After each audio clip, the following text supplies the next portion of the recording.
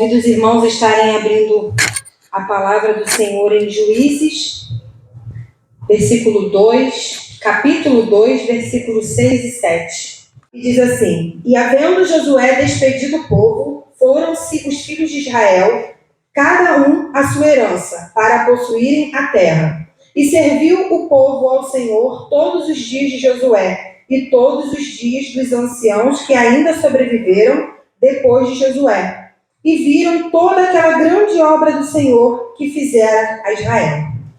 Então aqui, no livro de Juízes, nós vamos começar a ver como que o povo de Israel, depois da morte de Moisés, foi conduzido por Josué, e vamos começar a ver que, havendo Josué despedido, né? Em Josué 24, a palavra vai dizer que Josué, ele reuniu toda a tribo lá de Israel, em Siquém. Ele juntou os anciãos da tribo, né, do povo. Ele juntou os oficiais, juntou todos aqueles homens, justamente para falar o seguinte, Josué 24:14. Agora, pois, temei ao Senhor e servi-o com sinceridade e com verdade. E deitai fora os deuses aos quais serviram vossos pais, além do rio e no Egito, e servi ao Senhor. Porém, se vos parece mal aos vossos olhos servir ao Senhor, escolhei hoje a quem servais. Se aos deuses a quem serviram vossos pais, que estavam além do rio, ou aos deuses dos amorreus, em cuja terra habitais. Porém, eu e a minha casa serviremos ao Senhor. Então, a partir desse momento, Josué fala ao povo, mostra ao povo a aliança que Deus havia feito com eles, como que eles tinham sido tirados da terra do Egito, tudo aquilo que Deus havia falado com eles. E ele continua. Então respondeu o povo e disse: Nunca nos aconteça que deixemos ao Senhor para servir a outros deuses, porque o Senhor é o nosso Deus. Ele é o que nos fez subir a nós e a nossos pais da terra do Egito, da casa da servidão, e o que tem feito esses grandes sinais aos nossos olhos, e nos guardou por todo o caminho que andamos, e entre todos os povos pelo meio dos quais passamos. E ele continua falando que o Senhor quem os expulsou de diante dos povos, aqueles que estavam habitando na terra a qual o Senhor havia dado. Então Josué disse ao povo: Não podereis servir ao Senhor, porquanto Deus é santo, é Deus zeloso, que não perdoará a vossa transgressão, nem os vossos pecados. Se deixares ao Senhor e servirdes a deuses estranhos, então ele se tornará e vos fará mal, e vos consumirá depois de vos ter feito o bem. Então disse o povo a Josué: Não, antes ao Senhor serviremos. Então é nessa hora que Josué lembra eles e despede aquele povo.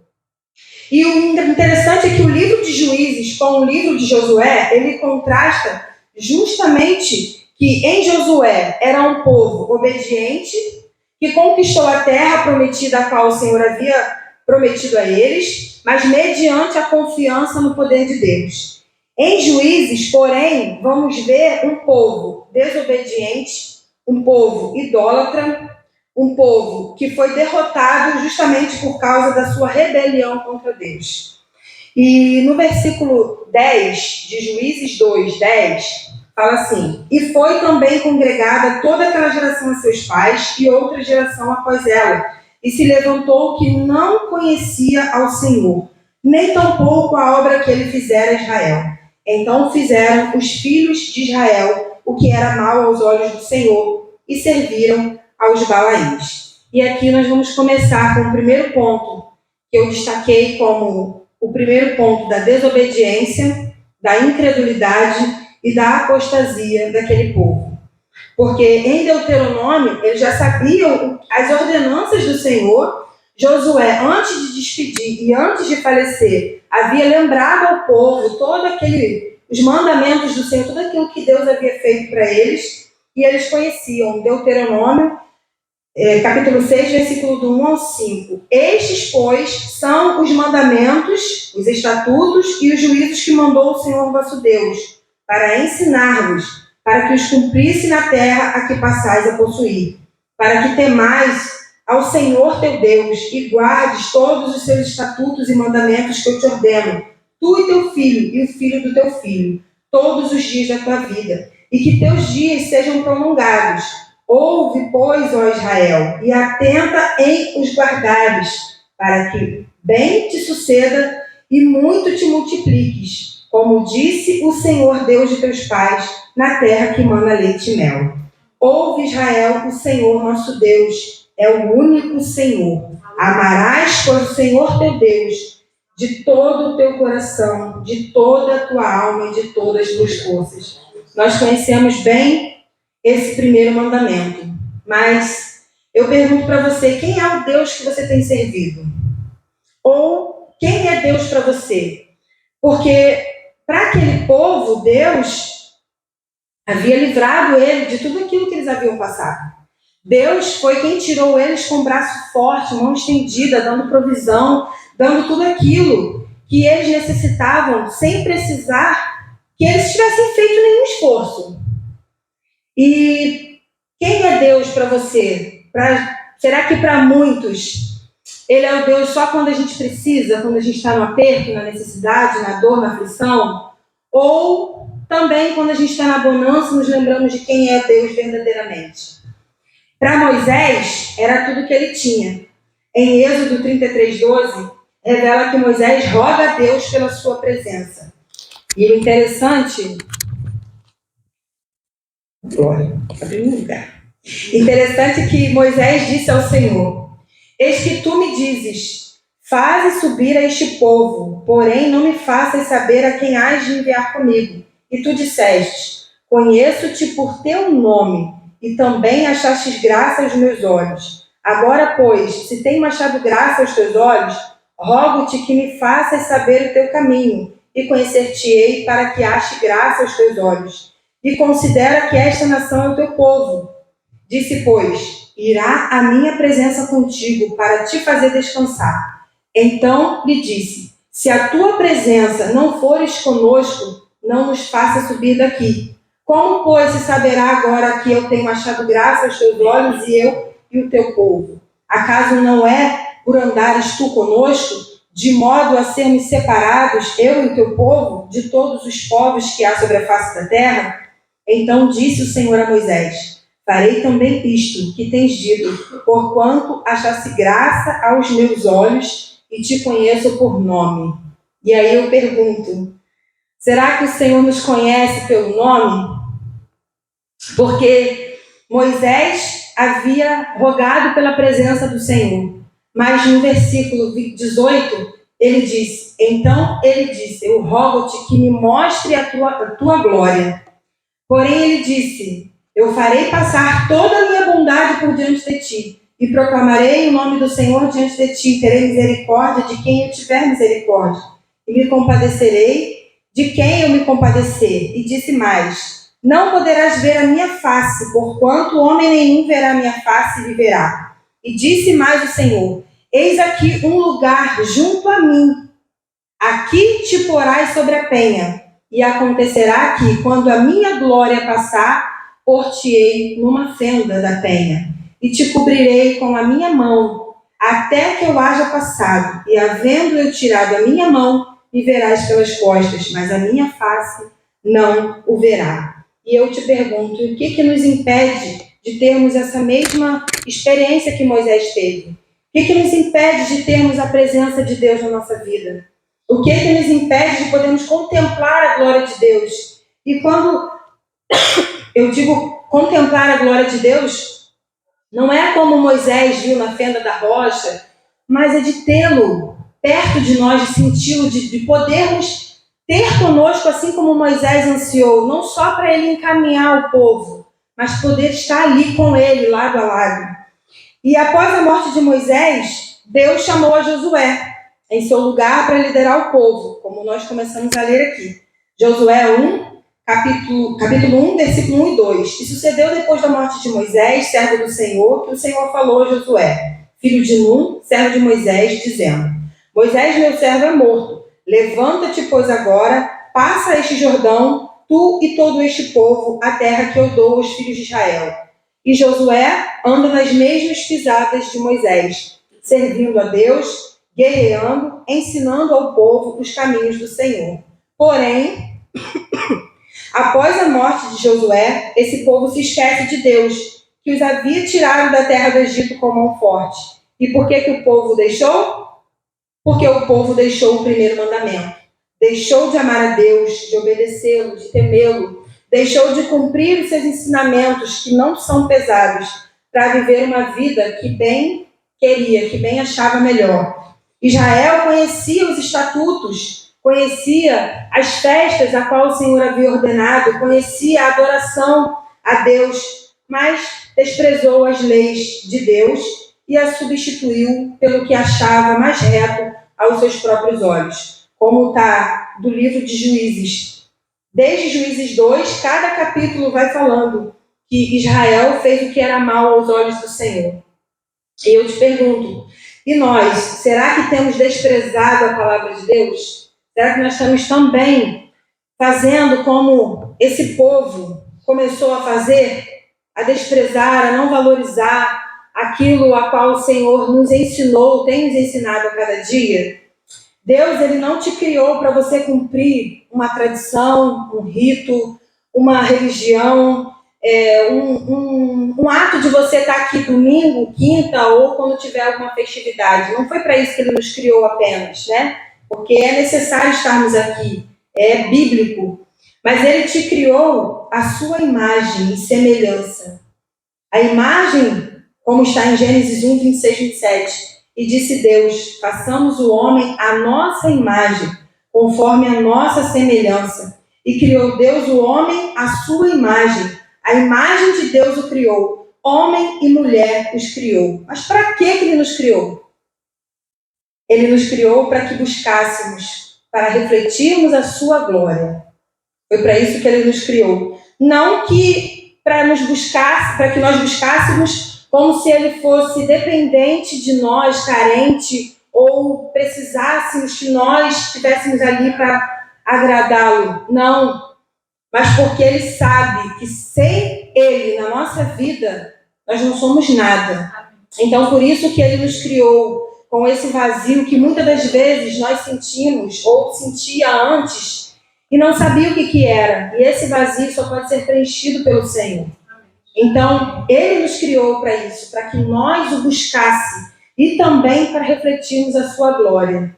Em Atos 17, 26, 28, e de um só sangue Ele fez toda a geração dos homens, para habitar sobre toda a face da terra, determinando os tempos já dantes ordenados e os limites da sua habitação, para que o buscassem ao Senhor, se porventura, tateando, o pudessem achar, ainda que não está longe de cada um de nós, porque nele vivemos e nos movemos e existimos. Então, como está aqui em Atos, né? Para que nós o buscássemos, ainda que fosse tateando. Mas a pergunta, eu acho que nem tateando estamos o buscando, porque como a palavra disse, Ele não está longe de nós. Como já foi falado também, quando Pedro clama para Ele, Senhor, socorre-me, Ele só estende a mão. Então Ele estava do lado, como a palavra nos diz, eis que estou convosco todos os dias até a consumação dos séculos. Então Ele não está longe de nós, né? Nós que, por sua vez, estamos longe do Senhor. Deus, Ele quer ter intimidade, quer ter comunhão comigo e com você, quer que venhamos a refletir a sua glória, como está em Colossenses 3,10. E vos vestidos do novo, que se renova para o conhecimento, segundo a imagem daquele que o criou. É assim que Ele quer nos vestir, do novo homem, uma nova criatura, com o caráter de Cristo. É dessa forma que Ele quer que venhamos a estar trajados, revestidos, pois, como eleitos de Deus, santos e amados, de entranhas de misericórdia, de benignidade, humildade, mansidão, longanimidade, né? Como suportando-vos uns aos outros e perdoando-vos uns aos outros. E se alguém tiver queixa contra o outro, assim como Cristo vos perdoou, assim fazei vós também. E sobre tudo isto, revesti-vos de amor, que é o vínculo da perfeição, e a paz de Deus, para a qual fostes chamados. Como chamados? Paz de Deus, para a qual também fostes chamados, em um corpo, corpo de Cristo, domine em vossos corações e sede agradecidos. A palavra de Cristo habite em vós abundantemente, em toda a sabedoria, ensinando-vos e admoestando-vos uns aos outros com salmos, hinos e cânticos espirituais, cantando ao Senhor com graça em vossos corações. Então é dessa forma que o Senhor quer que estejamos diante da sua presença. Não é murmurando, não é reclamando, não é falando o que pensamos. Esse é o meu jeito, eu sou crente, mas não me tira da graça. Não, é com mansidão, é com amor, é com humildade, é com longanimidade, benignidade. É dessa forma que nós precisamos clamar ao Senhor. Senhor, é assim que eu quero andar, assim que eu quero ser transformado. E o segundo ponto que eu vejo nessa passagem de Juízes, o segundo ponto é o perigo da negligência. Porque no versículo 10 diz que se levantou uma geração que não conhecia o Senhor, e nem tampouco a obra que ele fizera a Israel. Como assim? Se Josué havia falado com aquele povo, os anciãos haviam falecido e Josué também, mas ficou um povo que já tinha ouvido falar da palavra do Senhor. E como que esse povo não conhecia o Senhor? Como que ele nem a obra que ele fizera o povo conheceu? Não podemos dizer que a geração anterior não ensinou aos filhos, ou que também ensinou, né? Não está escrito isso na palavra. Porém, podemos entender que se aquele povo tivesse permanecido em continuar adorando a Deus, lendo a sua palavra conforme era nas festas que haviam ali instituídas pelo Senhor, se o povo, eles não tivessem se esquecido do mandamento do Senhor, que é amar o Senhor de todo o teu Deus, de todo o teu coração, eles não teriam se desviado, eles não teriam tido esse perigo dessa negligência, de estar distante do Senhor. Mas é assim que acontece conosco. Quando nós esquecemos da palavra de Deus, nos esquecemos da promessa que Ele nos deixou, daquilo que a palavra nos alimenta a cada dia, corremos o risco de deixar o Deus da palavra. Quando nós deixamos ali a palavra de Deus, corremos o risco de deixar o Deus da palavra. É o que explica o porquê Israel voltou à sua adoração a o Deus desprezível, depravado, Deus Baal, né? Deixaram de aprender com o Senhor o que havia feito. E a nossa geração conhece o Senhor? Ou ao menos as obras que Ele tem feito em nossas vidas? Será que os nossos filhos, nós mesmos podemos dizer que nós conhecemos a obra que o Senhor tem feito em nossa vida, nossa família, nossa casa, parentela? Em Provérbios 14:34, na versão viva, a palavra diz assim: a obediência a Deus torna um país grande e poderoso, mas o pecado traz vergonha e desonra para uma nação. Provérbios 30:11-14 diz assim: há uma geração que amaldiçoa seu pai e que não bendiz a sua mãe. Há uma geração que é pura a seus próprios olhos, mas que nunca foi lavada da sua imundícia. Há uma geração cujos olhos são altivos e as suas pálpebras são sempre levantadas. Há uma geração cujos dentes são espadas e cujos queixadas são facas para consumirem da terra os aflitos e os necessitados dentre os homens. E eu, olhando, eu vejo que essa é a nossa geração. A geração em que os nossos filhos, eles não conhecem a Deus. E eu temo em perguntar e pensar, será que nós conhecemos a Deus? Porque a palavra conhecer, ela tem um significado, não é conhecer. Eu posso dizer que eu conheço um cantor, um jogador, mas ele me conhece?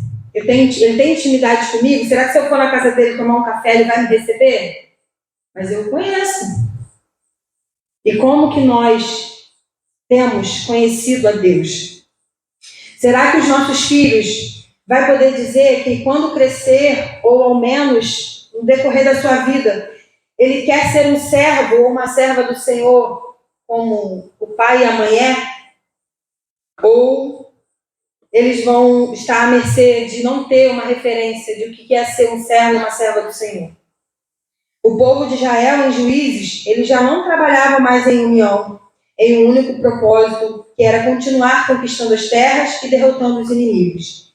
E assim também está a igreja hoje. Ela não há mais união entre os irmãos. Não há motivo, não há propósito para permanecerem juntos.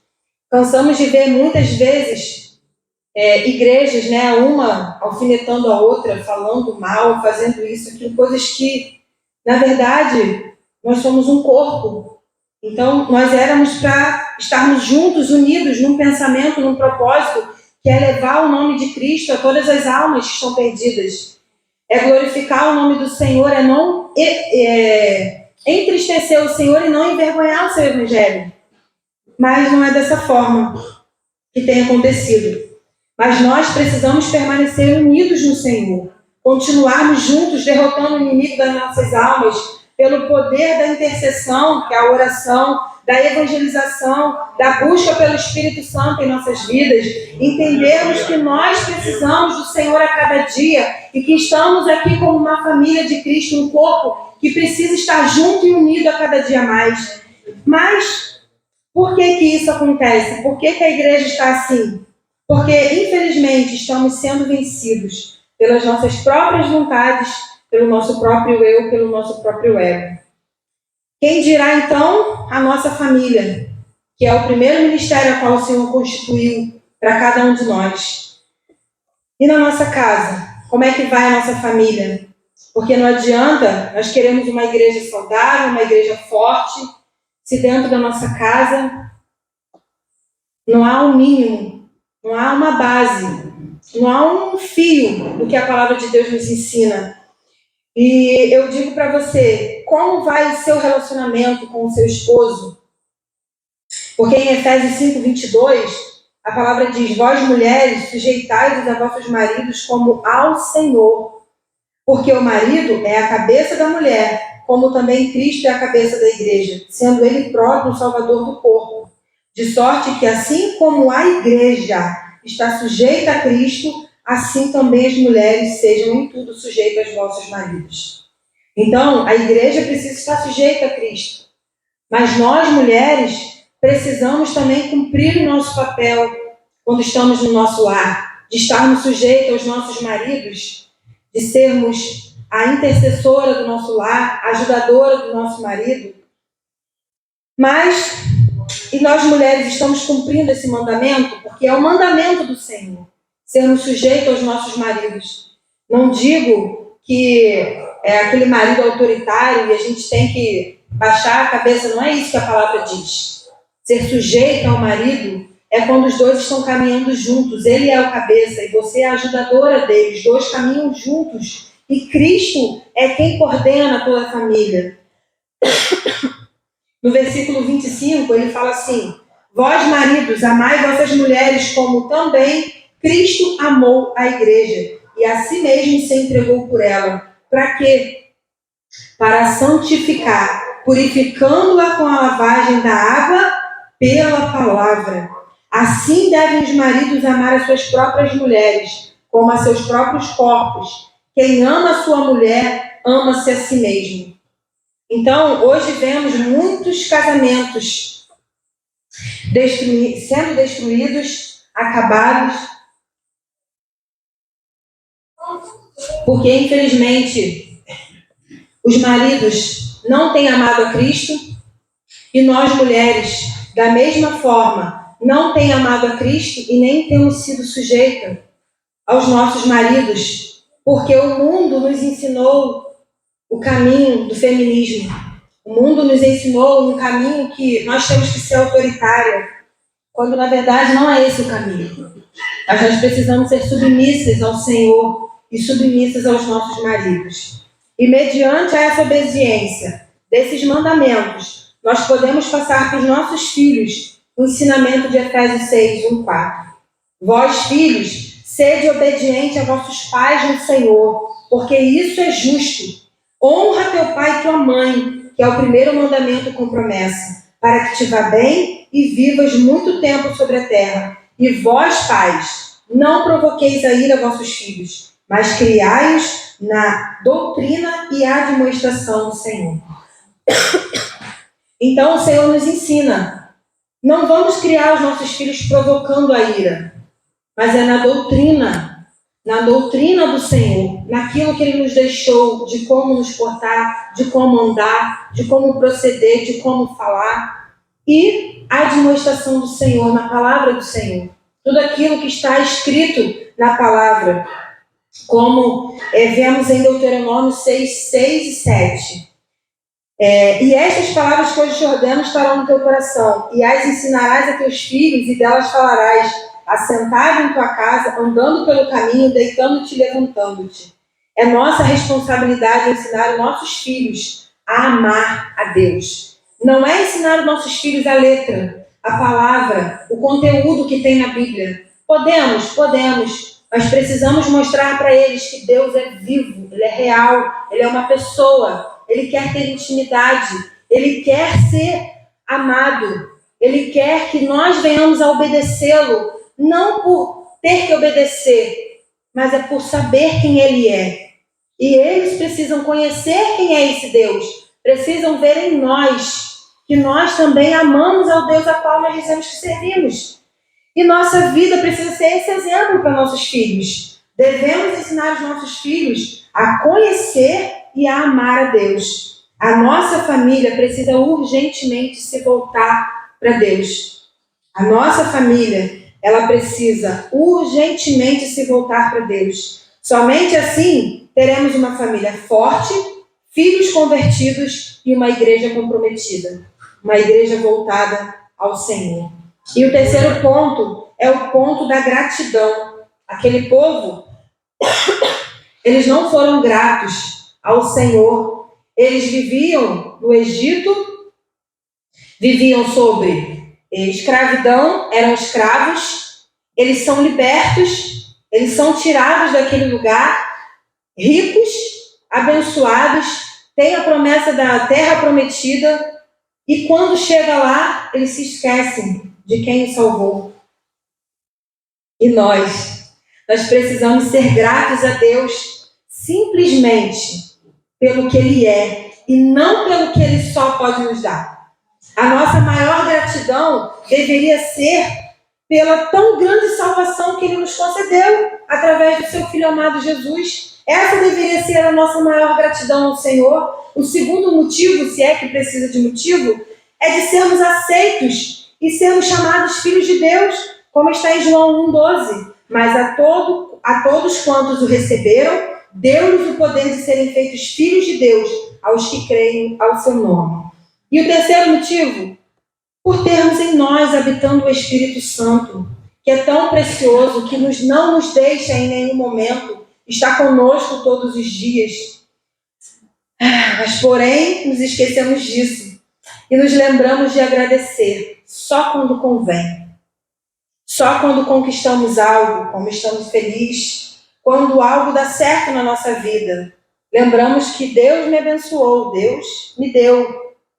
O povo de Israel, como eu falei, ele havia sido tirado do Egito, liberto da escravidão, saíram ricos rumo ao deserto para ter posse das terras prometidas, eram guardados e cuidados pelo Senhor de dia e de noite, havia provisão, havia direção a qual seguir, havia o próprio Deus no meio do seu povo, mas no final das contas, eles se esquecem de Deus. Então, será que nós temos nos esquecido de onde Deus nos tirou? Do que éramos, de onde estávamos e de onde o Senhor nos chamou? Será que nós também não temos sido ingratos dessa mesma maneira que esse povo também foi? Porque é fácil nós olharmos lá para trás e falar assim, nossa, e ver tantos defeitos que o povo tinha. Mas Paulo mesmo deixou escrito para nós que tudo isso que está escrito é para que nós pudéssemos observarmos e não cair no mesmo erro que eles haviam cometido. E eu digo para você, será que o que Deus já fez na sua vida, em mudança, bênção, provisão, não é o suficiente para entendermos que precisamos ser mais gratos? Ou será que é pedir muito que nós venhamos verdadeiramente buscar o Senhor, se render a Ele, como se nada mais importasse em nossas vidas a não ser buscá-los para sermos íntimos dele? Será que isso seria muita coisa para a gente? Ele sendo Deus quem Ele é, aquilo que Ele fez por nós. E o quarto ponto e último, adoração somente a Deus. Aquele povo, ele se esqueceu de quem era o Deus de Israel. E eu pergunto para você, nós não podemos esquecer quem é o nosso Deus. Saber que o nosso Deus, ele é único, ele é vivo, ele é real, ele é digno de toda adoração, de toda glória, de todo louvor, de toda honra. Que ele é um Deus majestoso, que ele é um Deus que está assentado num trono cheio de glória. Em Atos 4:12, e em nenhum outro há salvação, porque também debaixo do céu nenhum outro nome há dado entre os homens pelo qual devamos ser salvos. Esse povo, ele se esqueceu do Deus único e verdadeiro. Mas que nós não venhamos a nos esquecer que somente o nosso Deus merece toda adoração. Que somente a Ele deve ser dado toda a honra e toda a glória.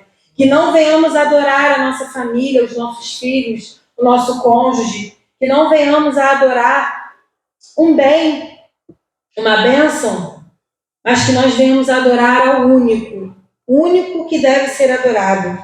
Em João 4:24, a palavra diz assim: Deus é Espírito, e importa que os que o adorem em espírito e em verdade. Então, que a nossa adoração ela venha a ser uma adoração sincera, além dos louvores. Ela venha a ser uma adoração que verdadeiramente, como se nós estivéssemos diante do Senhor, rasgando o nosso coração, entendendo que estamos diante de um Deus que a nossa mente não comporta dizer como é esse Deus, de tão maravilhoso, grandioso Ele é. Então que nós venhamos a nos colocar diante desse Deus e reconhecer que nada somos, que Ele sim merece toda a glória, toda a honra e todo o louvor. E como Paulo, ele falou em Romanos 12, versículo 1, eu rogo-vos, irmãos, pois, pela compaixão de Deus, que apresentei os vossos corpos em sacrifício vivo, santo e agradável. Que esse é a Deus, que é o vosso culto racional. Então, Deus espera que nós venhamos no momento do louvor, não para ninguém ver, mas para que Deus possa contemplar a nossa adoração a Ele, né? Que nós venhamos levantar as nossas mãos, ainda que não levantemos, mas que o nosso coração esteja rendido diante dEle, que os nossos lábios possam declarar, ainda que não saibamos o louvor, mas que nós possamos dizer que Tu és santo, que Tu és maravilhoso, que Tu és majestoso, que Tu és poderoso, que nós possamos, com a nossa boca, dizer, engrandecer e exaltar o nome do Senhor como uma forma de adoração. Que assim seja no nosso dia a dia, no nosso levantar, no nosso comportar do nosso dia a dia, do nosso agir, que nós venhamos a adorar a Deus em todo o tempo. E eu pergunto para você, aonde você quer habitar? No Egito? O Egito representa o mundo, que nos escraviza através do pecado, que nos prende num lugar que não tem nada para nos oferecer da onde Deus nos tirou. No deserto, que pela falta da obediência e compromisso daquele povo, eles pereceram no caminho. Eles tinham uma provisão, eles tinham um cuidado, mas pela falta de obediência e compromisso com o Senhor, eles pereceram e muitos morreram no deserto. Será que nós também queremos ficar no deserto? Na terra prometida que mana leite e mel? Ô, bênção! Que pela obediência, talvez nós possamos alcançar as bênçãos do Senhor, os dons, sermos uma bênção na mão do Senhor, ou habitar nele, o autor e consumador da nossa fé. Porque eu creio que não há lugar melhor do que estar no Senhor, no centro da vontade dele, de estar habitando nele. Sem santificação, ninguém verá o Senhor. Então não queira, pelo menos eu não quero, estar no céu, ganhar a vida eterna, a salvação, e não poder contemplar a face dele. Somente queira ver a glória de Deus ser manifesta no seu Filho amado Jesus Cristo, que naquele grande dia, pela fé eu creio, que nós estaremos ali de pé, e todo olho verá, e toda língua confessará que Jesus Cristo é o Senhor. E poder ouvir do Senhor: vinde benditos de meu Pai. Porque nós perseveramos até o fim, nós obedecemos, nós nos comprometemos e nós nos rendemos àquele que é único, que é digno e que é o único que devemos estar sendo rendido aos pés dele, pelos séculos dos séculos. Amém. E a Deus toda a glória.